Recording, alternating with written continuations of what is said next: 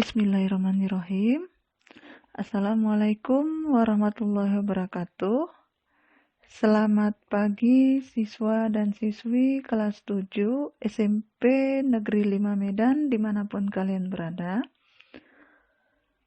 Ucapan syukur Alhamdulillah kepada Allah Subhanahu wa Ta'ala, Tuhan yang Maha Esa, di mana kita masih diberikan umur dan kesempatan sehingga kita bisa dan dapat melaksanakan pembelajaran kita yang bertepatan pada pertemuan kedua untuk bidang studi PPKN.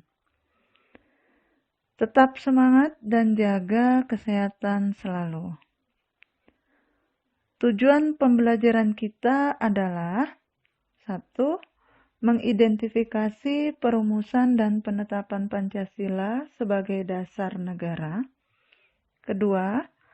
Mengidentifikasi hasil analisis proses perumusan dan penetapan Pancasila sebagai dasar negara. Baiklah, kita mulai saja pembelajaran kita.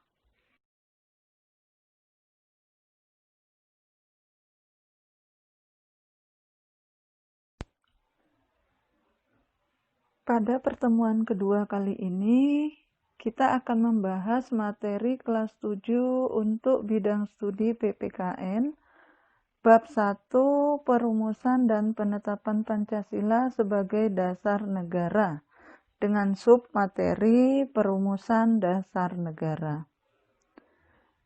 Dasar negara merupakan pondasi berdirinya sebuah negara. Ibarat sebuah bangunan, tanpa pondasi yang kuat, tentu tidak akan berdiri dengan kokoh. Oleh karena itu, dasar negara sebagai pondasi harus disusun sekuat mungkin sebelum suatu negara berdiri. Ketua BPUPKI Dr. KRT Rajiman Widyodiningrat pada pidato awal sidang pertama menyatakan bahwa untuk mendirikan Indonesia merdeka diperlukan suatu dasar negara. Untuk menjawab permintaan Ketua BPUPKI, beberapa tokoh pendiri negara mengusulkan rumusan dasar negara. Rumusan yang diusulkan memiliki perbedaan satu dengan yang lain. Namun demikian, rumusan-rumusan tersebut memiliki persamaan dari segi materi dan semangat yang menjiwainya. Pandangan para pendiri negara tentang rumusan dasar negara disampaikan berdasarkan sejarah perjuangan bangsa dan dengan melihat pengalaman bangsa lain. Meskipun diilhami oleh gagasan-gagasan besar dunia, tetapi tetap berakar pada kepribadian dan gagasan besar dari bangsa Indonesia sendiri.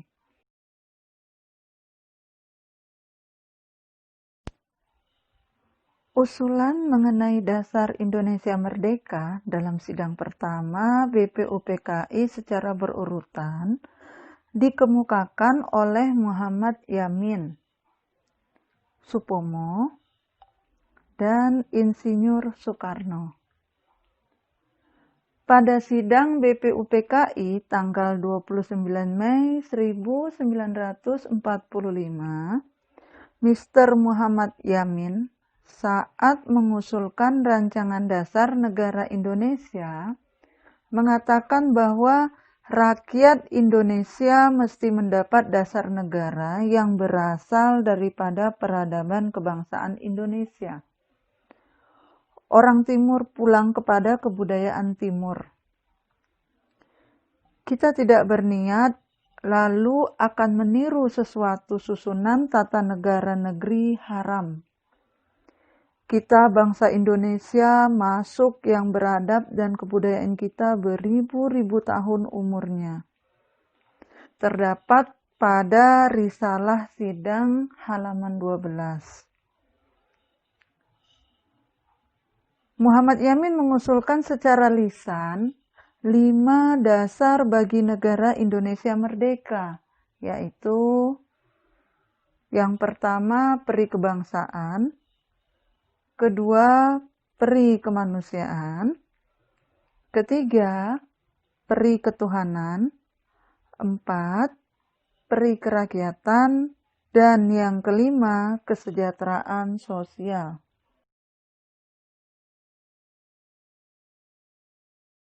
Setelah selesai berpidato, Muhammad Yamin menyampaikan konsep mengenai dasar negara Indonesia merdeka secara tertulis kepada ketua sidang. Konsep yang disampaikan berbeda dengan isi pidato sebelumnya. Asas dan dasar Indonesia merdeka secara tertulis menurut Muhammad Yamin adalah sebagai berikut.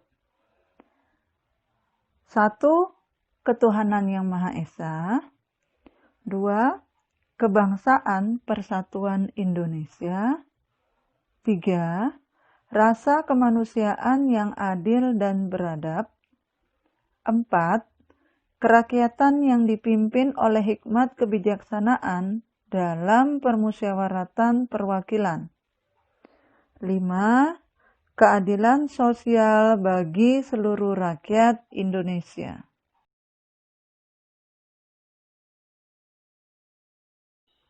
Selanjutnya, pada tanggal 31 Mei 1945,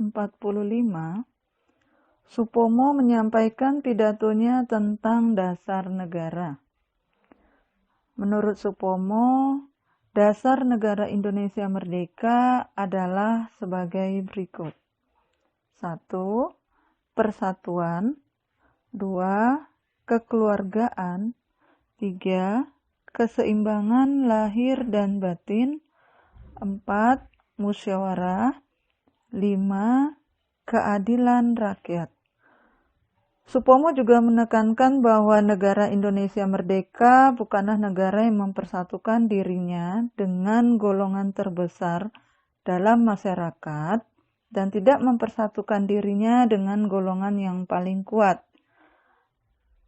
Golongan yang paling kuat diantaranya adalah golongan politik atau ekonomi yang paling kuat. Akan tetapi mengatasi segala golongan dan segala paham perorangan, mempersatukan diri dengan segala lapisan rakyat.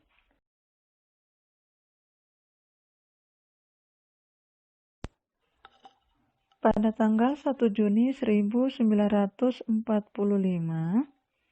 Insinyur Soekarno menyampaikan pidato tentang dasar negara Indonesia merdeka. Usulannya berbentuk filosofis Grondslag atau Weltanschauung. Filosofis Grondslag atau Weltanschauung adalah fundamen, filsafat, pikiran, jiwa, hasrat yang sedalam-dalamnya untuk di atasnya didirikan Indonesia merdeka yang kekal dan abadi. Negara Indonesia yang kekal abadi itu dasarnya adalah Pancasila. Rumusan dasar negara yang diusulkan olehnya adalah 1. Kebangsaan Indonesia. 2. Internasionalisme atau peri kemanusiaan. 3. Mufakat atau demokrasi. 4. Kesejahteraan sosial. 5. Ketuhanan yang berkebudayaan.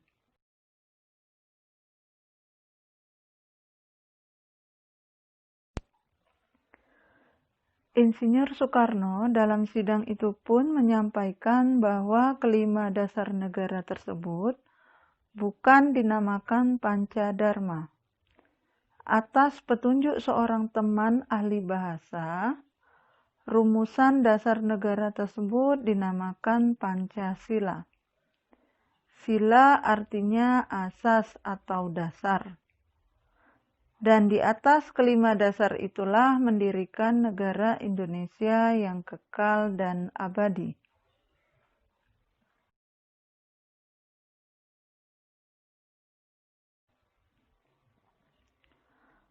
Pada akhir masa persidangan pertama, Ketua BP UPKI membentuk panitia kecil. Panitia kecil tersebut bertugas untuk mengumpulkan usulan para anggota yang akan dibahas pada masa sidang berikutnya. Panitia kecil tersebut beranggotakan 8 orang di bawah pimpinan Insinyur Soekarno, dengan anggota yang terdiri atas Ki Bagus Hadikusumo, Kiai Haji Wahid Hasyim, Mr. Muhammad Yamin, Sutarjo Karto Hadikusumo, A.A. Maramis, Otto Iskandar Dinata, dan Dr. Andes Muhammad Hatta.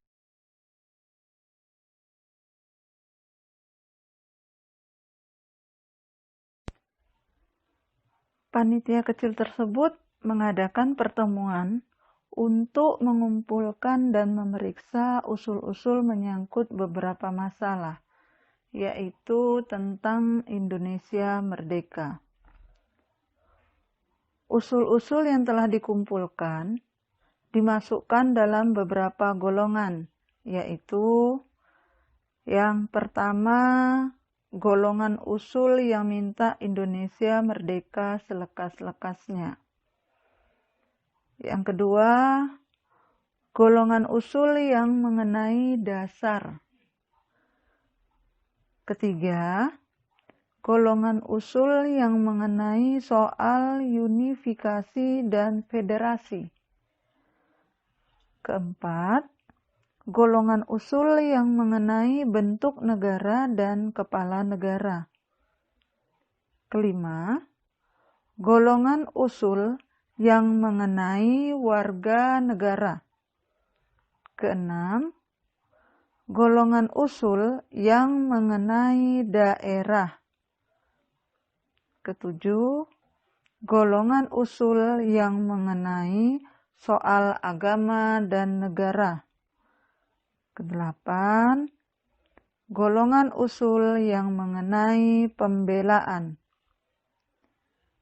9, golongan usul yang mengenai soal keuangan.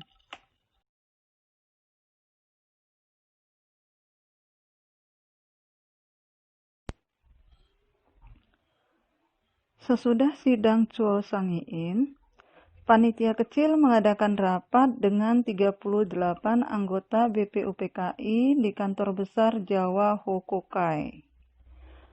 Pertemuan tersebut membentuk lagi satu panitia kecil yang terdiri atas anggota-anggota, yaitu Insinyur Soekarno sebagai ketua, Muhammad Hatta, Muhammad Yamin, A.A. Maramis, Mr. Ahmad Suparjo, Kiai Haji Wahid Hasyim, Kiai Haji Kahar Muzakir, Haji Agus Salim, dan R. Abikusno Cokro Suyoso.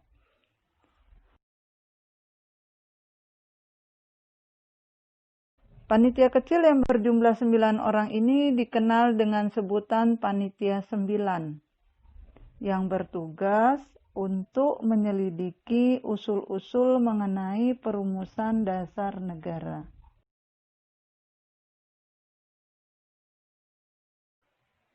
Panitia 9 mengadakan rapat di rumah kediaman Insinyur Soekarno yang beralamat di Jalan Pegangsaan Timur, nomor 56, Jakarta. Setelah itu, pada tanggal 22 Juni 1945, Panitia 9 telah mencapai satu persetujuan atau kesepakatan tentang rancangan pembukaan hukum dasar, atau disebut juga dengan Undang-Undang Dasar. Rapat tersebut berlangsung secara alot karena terjadi perbedaan paham antar peserta tentang rumusan dasar negara, terutama soal agama dan negara. Persetujuan Panitia 9 ini termaktub di dalam satu rancangan pembukaan hukum dasar atau Undang-Undang Dasar yang oleh Insinyur Soekarno, rancangan pembukaan hukum dasar ini diberikan nama Mukaddimah oleh Mr. Muhammad Yamin, dinamakan dengan Piagam Jakarta, dan oleh Sukiman Wirjo Sanjoyo disebut Gentleman Agreement atau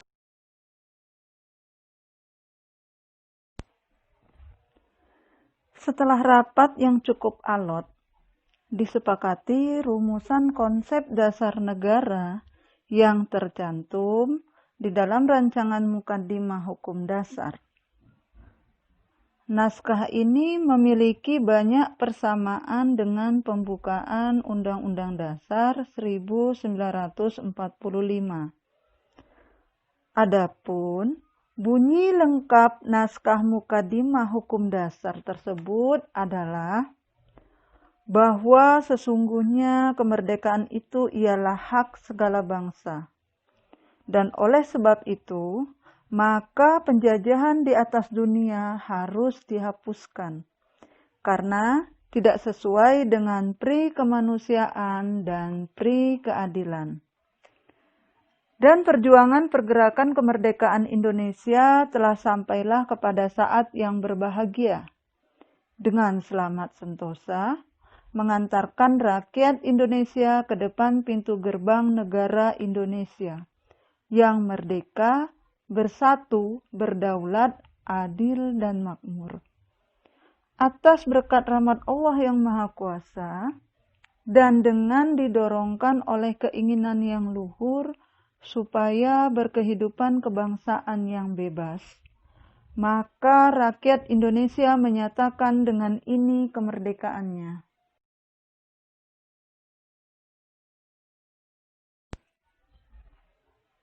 Kemudian daripada itu, untuk membentuk suatu pemerintahan negara Indonesia merdeka yang melindungi segenap bangsa Indonesia dan seluruh tumpah darah Indonesia, dan untuk memajukan kesejahteraan umum, mencerdaskan kehidupan bangsa, dan ikut melaksanakan ketertiban dunia yang berdasarkan kemerdekaan, perdamaian abadi, dan keadilan sosial. Maka disusunlah kemerdekaan kebangsaan Indonesia itu dalam suatu susunan negara Republik Indonesia yang berkedaulatan rakyat dengan berdasarkan kepada ketuhanan, dengan kewajiban menjalankan syariat Islam bagi pemeluk-pemeluknya. Menurut dasar kemanusiaan yang adil dan beradab, persatuan Indonesia, dan kerakyatan yang dipimpin oleh hikmat kebijaksanaan dalam permusyawaratan perwakilan, serta dengan mewujudkan suatu keadilan sosial bagi seluruh rakyat Indonesia.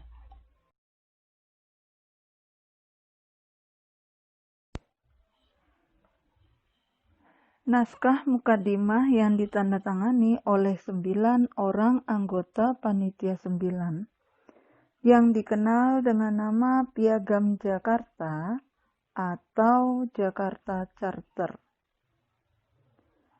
Panitia kecil penyelidik usul-usul berkeyakinan bahwa Mukaddimah dapat menghubungkan, mempersatukan paham-paham yang ada di kalangan anggota-anggota BPUPKI.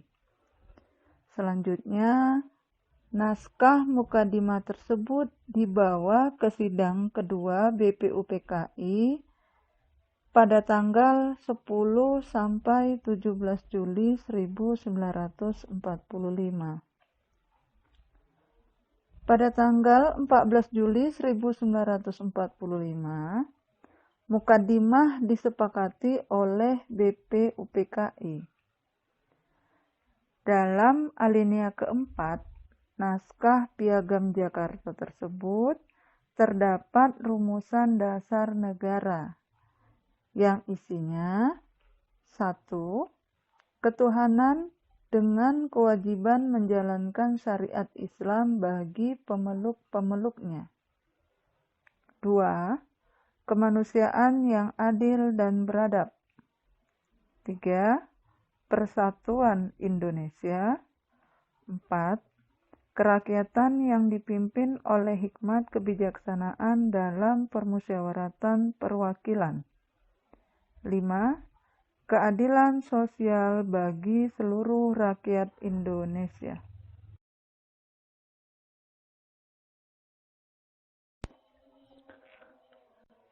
Rumusan dasar negara yang tercantum dalam naskah Piagam Jakarta tersebut dalam sidang PPKI tanggal 18 Agustus 1945 mengalami perubahan. Rumusan dasar negara yang diubah adalah sila pertama yang semula berbunyi ketuhanan dengan kewajiban menjalankan syariat Islam bagi pemeluk-pemeluknya, diubah menjadi ketuhanan yang Maha Esa. Latar belakang perubahan sila pertama menurut Muhammad Hatta bermula dari datangnya utusan Opsir Kaigun atau Angkatan Laut Jepang. Mereka memberitahukan bahwa wakil-wakil Protestan dan Katolik dari wilayah yang dikuasai oleh Angkatan Laut Jepang merasa keberatan dengan bagian kalimat rumusan dasar negara dalam naskah Piagam Jakarta. Kalimat yang dimaksud adalah ketuhanan dengan kewajiban menjalankan syariat Islam bagi pemeluk-pemeluknya.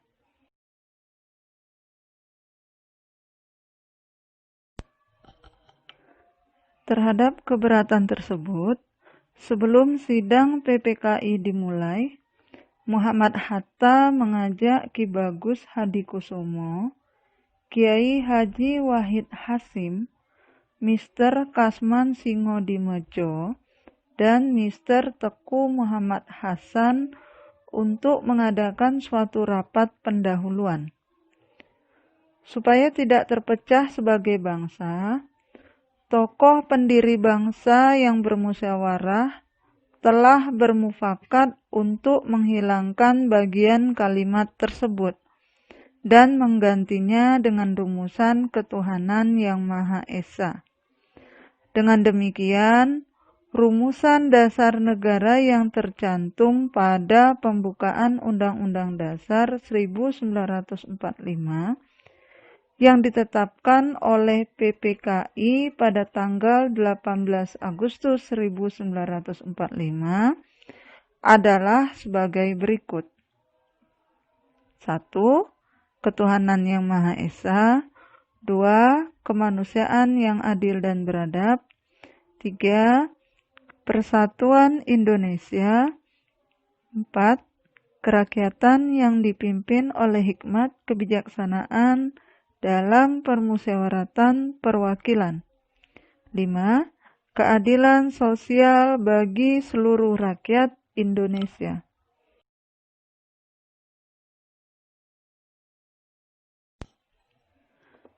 Itulah materi tentang perumusan dan penetapan Pancasila sebagai dasar negara dengan submateri perumusan dasar negara. Sekarang ada beberapa pertanyaan yang harus kalian jawab. Di antaranya adalah 1. Siapa sajakah anggota BPUPKI yang mengusulkan rumusan dasar negara? Kedua, apa peran anggota BPUPKI dalam perumusan dasar negara? 3. Tuliskan 5 dasar bagi negara Indonesia merdeka yang diusulkan oleh Muhammad Yamin. Keempat, disebut apakah naskah mukadimah yang ditandatangani oleh 9 orang anggota panitia 9.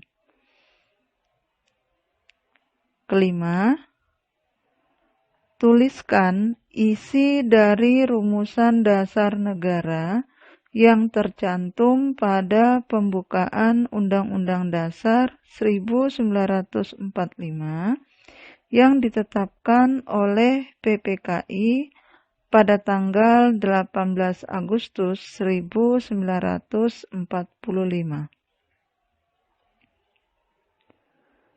Demikianlah yang bisa saya sampaikan, dan terima kasih karena telah mengikuti pelajaran ini. Kurang dan lebihnya saya mohon maaf. Terima kasih juga atas perhatiannya. Semoga pertemuan ini dapat bermanfaat. Amin. Akhir kata, wassalamualaikum warahmatullahi wabarakatuh. Selamat pagi.